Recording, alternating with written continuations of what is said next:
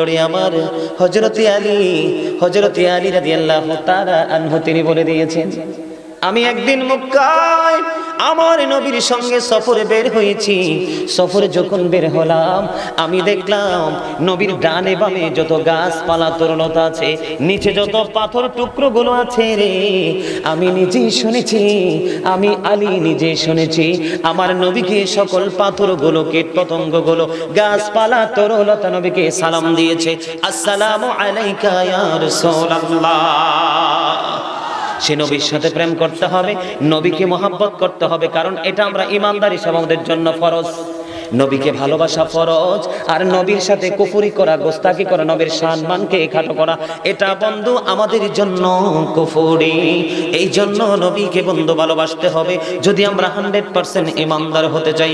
হাদিসে কুদসিতে এসেছে, আল্লাহ রাব্বুল আলামিন জানিয়ে দিয়েছে, আমি যা কিছু সৃষ্টি করেছি পৃথিবীর বুকে রে, আমি যা কিছু সৃষ্টি করেছি আমার হাবিবুল্লাহর চাইতে সুন্দর করে কিছু সৃষ্টি করিনি। আমি যা দিয়েছি আমার হাবিবের মাধ্যমে, আমি জানি আমার হাবিবের মাধ্যমে কাল কিয়ামতের দিন বান্দা নামাজ, রোজা, হজ, যাকাত এগুলো ছাড়ার কারণে, অন্যায়, অত্যাচার, জুলুম, বেবিচার করার কারণে যত বেশি জাহান্নামে যাবে, তার চেয়ে বেশি যাবে আমার হাবিবের সাথে বেয়াদবি করার কারণে। হাদিসে কুদসিতে এসেছে বন্ধু, এটা আমার কথা না, এটা আমার কথা না রে বন্ধু, হাদিসে কুদসি থেকে কালেক্ট করা বন্ধু।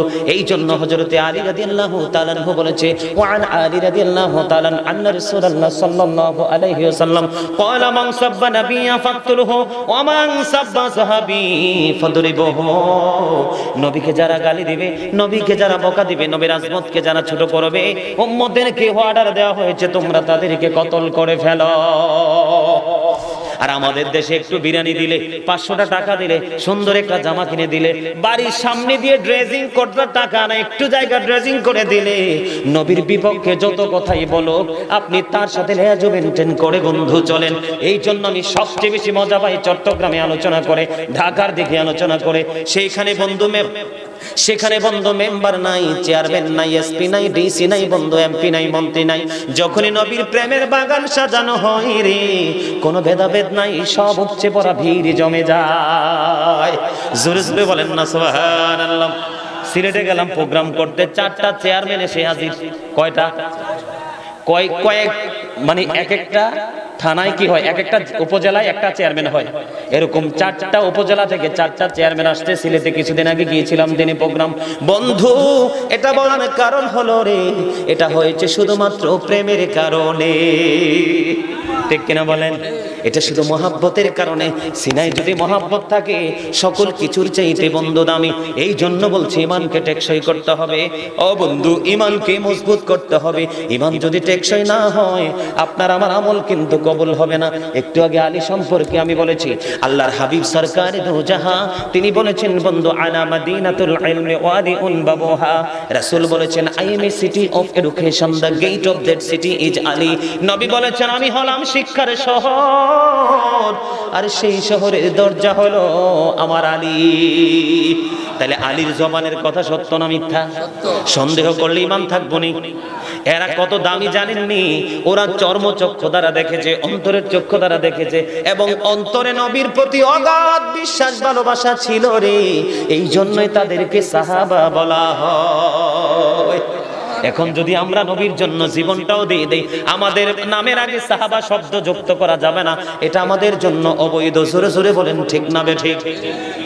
ঈমানকে মজবুত করতে হলে নবীকে মহব্বত করতে হবে, তার পাশাপাশি নবীর পরিবারকেও মহব্বত করতে হবে, কারণ নবীর পরিবারের মহব্বত আমাদের জন্য ফরজ। বলে হুজুর দলিল চাই, আল্লাহর হাবিব সরকারে দো জাহাঁ তিনি ওনার পবিত্র জবান মোবারক দিয়ে তিনি বর্ণনা করেছেন। বন্ধু এতগুলো কথা বলতেছে কেন? ঈমান নিয়ে কথা বলছে কেন? কারণ নবীর বিলাদত, নবীর মিলাদ, নবীর আগমন নিয়ে আমাদের দেশে বন্ধু অনেকরা না বুঝে বিভিন্ন তর্ক বিতর্ক করে, ঠিক না বেঠিক? নবীর মিলাদকে অস্বীকার করতে পারবো?